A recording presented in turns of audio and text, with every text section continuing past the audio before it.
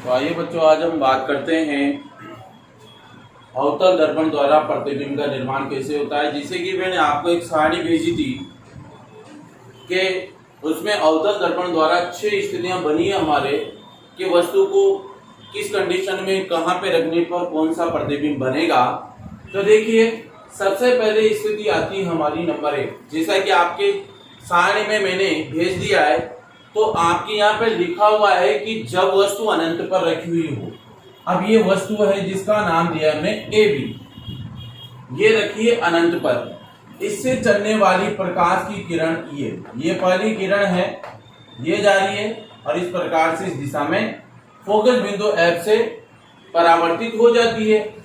ये सेकंड किरण है जो वस्तु से चलती है, परावर्तन के बाद मुख्य फोकस एफ से इस प्रकार से परावर्तित हो जाती है।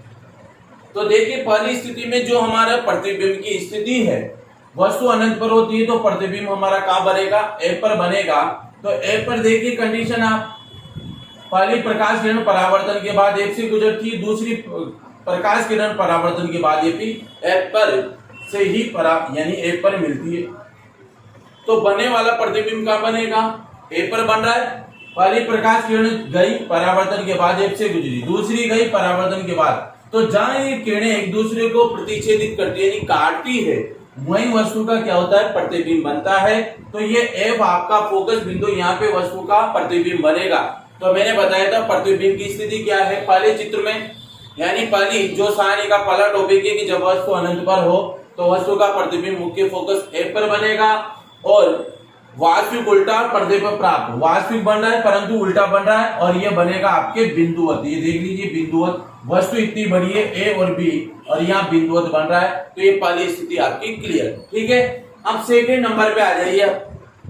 सेकंड नंबर पे हमने बताया था कि जब वस्तु वक्रता केंद्र और अनंत के मध्य हो। अब यहाँ तो आ गया आपका ये अनंत और ये वक्रता केंद्र सी, ये अनंत और सी के मध्य आपकी वस्तु ये रखी हुई है ए और बी, ये वस्तु है जिसको हम बिंब कहते हैं। इससे चलने वाली प्रकाश की किरण ये जा रही, ये परावर्तन के बाद इस दिशा में परावर्तित होती है। तो ये फोकस बिंदु एफ से गुजरती है परावर्तन के बाद। फिर दूसरी किरण चलेगी आपकी इससे, ये वक्रता केंद्र सी से जाएगी परावर्तन के बाद। आपको बताया था मैंने नियम में, गोले दर्पण या अवतल दर्पण के नियम जो बताए थे उसमें, कि वक्रता केंद्र सी से गुजरने वाली किरण वक्रता केंद्र सी से ही वापस उसी दिशा में, तो वक्रता केंद्र पर कोई सा भी चित्र हो, चाहे उत्तर हो चाहे अवतल हो, अगर सी से गुजरेगी तो सी की दिशा में वापस परावर्तित हो जाती है। तो ये इस प्रकार से यहाँ जाएगी, परावर्तन के बाद वापस उसी दिशा में लौट जाती है। तो पहली किरण तो एफ से गुजरी आपकी, ये देखिए ये आती है, दूसरी किरण सी से गुजरी, सी पर ही वापस लौट जाती है। जहां एक किरणें एक दूसरे को प्रतिच्छेदित करेगी वहां वस्तु का प्रतिबिंब बनेगा। जब इसका प्रतिबिंब कहां बना था, ए पर बना था, तो इसका प्रतिबिंब कहां बनेगा, जब वस्तु सी और अनंत के मध्य हो तो वक्रता केंद्र सी और एफ के मध्य बनेगा। ये आपकी प्रतिबिंब की स्थिति कैसा बनेगा, वास्तविक बन रहा है, दिख रहा है आपको वास्तविक है और उल्टा बना हुआ है, जबकि वस्तु सीधी है और वस्तु से छोटा बनेगा, बन रहा है छोटा। वस्तु कितनी बड़ी है और प्रतिबिंब देगी, वस्तु से छोटा बनेगा। ये मैंने आपको बताया था, क्लियर है ये सेकंड टॉपिक आपका क्लियर। अब आती है थर्ड स्टेज पे। थर्ड में आपको बताया था कि जब वस्तु वक्रता केंद्र सी पर ही रखी हुई हो, तो देखिए ये अनंत यहाँ पर है, परंतु आपकी वस्तु को ऑलरेडी हमने कहां रखा है, अनंत पर रख लिया, सी और अनंत के मध्य रख लिया। अब रखेंगे वक्रता केंद्र सी पर, तो ये देखिए वक्रता केंद्र सी पर हमने वस्तु को रखा, ये रही ए और बी, इसको हमने नाम दिया है वस्तु, ठीक है। ये वस्तु से चलने वाली पहली किरण ये जा रही, परावर्तन के बाद मुख्य फोकस एफ से लौट गई, परावर्तित हो गई। वक्रता केंद्र से ये किरण चलती है वस्तु से, ये भी फोकस बिंदु एफ से गुजरेगी। अब ये किरणें जहां एक दूसरे को आपस में काटती हुई वस्तु का, तो वक्रता केंद्र से जो प्रकाश की किरणें गई थी, पहली किरण एफ से गुजरी, दूसरी किरण मुख्य अक्ष के समानांतर हो गई एफ के बाद, तो ये वक्रता केंद्र सी पर ही मिलेगी। तो यहाँ पर देखिए वक्रता केंद्र पर अगर वस्तु रखी है अवतल दर्पण के सामने, तो वहां पे वस्तु का प्रतिबिंब भी कहां बनेगा, वक्रता केंद्र सी पर बनेगा। और कैसा बनेगा, वक्रता केंद्र सी पे बन रहा है, देखिए वस्तु भी वक्रता केंद्र सी पे रखी हुई है और ए डैश और बी डैश के रूप में आपकी वास्तविक प्रतिबिंब बना हुआ है परंतु उल्टा बना हुआ है और वस्तु के ठीक बराबर बनेगा। तो देखिए जितनी वस्तु की लंबाई थी उतनी ही प्रतिबिंब की लंबाई है, तो वस्तु के ठीक बराबर बना हुआ है। कैसा बना? देखिए वस्तु वक्रता केंद्र सी पे रखी हुई है, पहली किरण फोकस बिंदु ए से गुजरेगी, दूसरी भी गुजरेगी, परंतु परावर्तन के बाद वक्र के समानांतर हो जाती है वस्तु के। अब देखिए इस स्थिति में वक्रता के यानी प्रतिबिंब का बनेगा वक्रता केंद्र सी पर बनेगा। कैसा बनेगा? वास्तविक बनेगा, उल्टा बनेगा, पर्दे पर प्राप्त इसको कर सकते हैं, परंतु क्या बनेगा? ये बनेगा वस्तु के ठीक बराबर। तो देखिए वस्तु और प्रतिबिंब की लंबाई सेम है। अब आइए आप नंबर 4 पे। नंबर 4 में आपको दिखाया था कि वक्रता केंद्र सी और एफ के मध्य वस्तु को रखा हमने। अब देखिए ये वस्तु है आपकी, जिसको नाम दिया हमने ए और बी।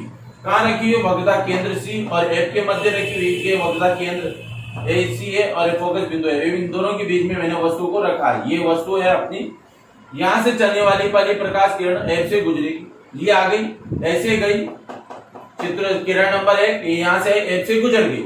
दूसरी किरण आपकी जो है यहाँ से चलेगी, जो कि परावर्तन के बाद वक्रता केंद्र सी से गुजरती है। ये जहां एक दूसरे को प्रतिच्छेदित करेगी वहां वस्तु का प्रतिबिंब बनेगा। तो कहां बनेगा? यहाँ सी पर बना था, और जब हमने वस्तु को सी और एफ के मध्य रखा तो वस्तु का प्रतिबिंब कहां बनेगा? सी से, यानी वक्रता केंद्र सी से दूर बनेगा।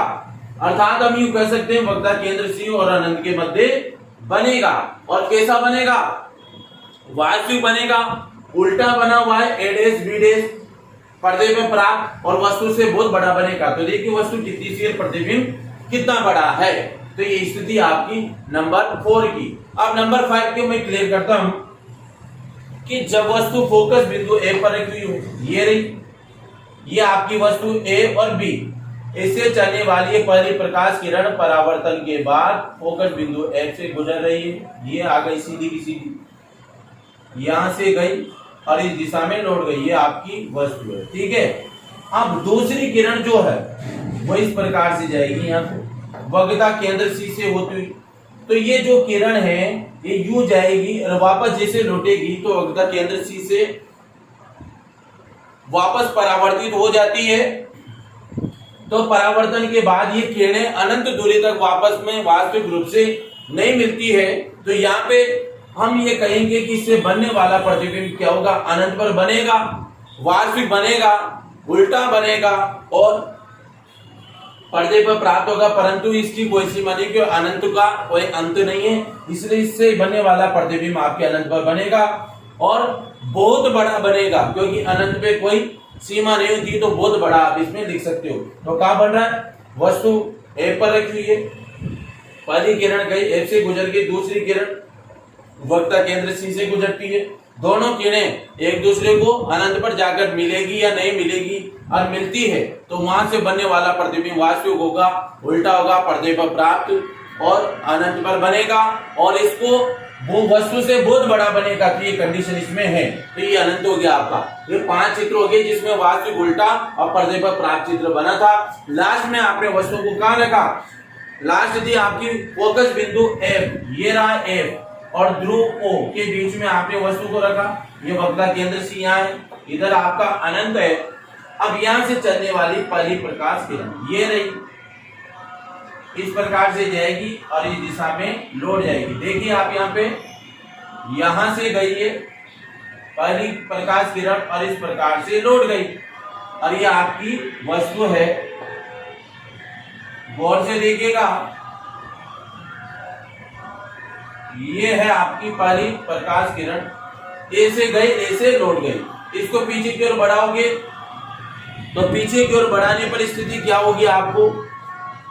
यानी कि फोकस एफ, यानी कि फोकस एफ होगा आपका, उस बिंदु पर ये मिलती हुई प्रतीत होती है। दूसरी किरण जो है वक्रता केंद्र सी से जाएगी, ये इस प्रकार से, तो परावर्तन के बाद ये वक्रता केंद्र सी पर वापस लौट आएगी, परंतु ये आपस में अनंत के बाद अब कहां मिलेगी वस्तु? जब इसको दर्पण के पीछे की ओर बढ़ाया जाता है, किरण फर्स्ट यानी किरण 1 और ये किरण 2, इन दोनों किरणों को अगर दर्पण के पीछे की ओर बढ़ाया जाता है तो ये आभासी रूप से क्या होती है?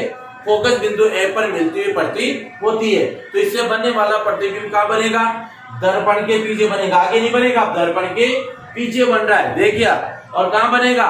फोकस बिंदु एक पर बन रहा है, आभासी बन रहा है, सीधा बन रहा है। इसको पर्दे पर प्राप्त आप नहीं कर सकते और वस्तु से बड़ा बन रहा है। देखिए वस्तु कितनी है और ये आपके प्रतिबिंब कितना बड़ा है।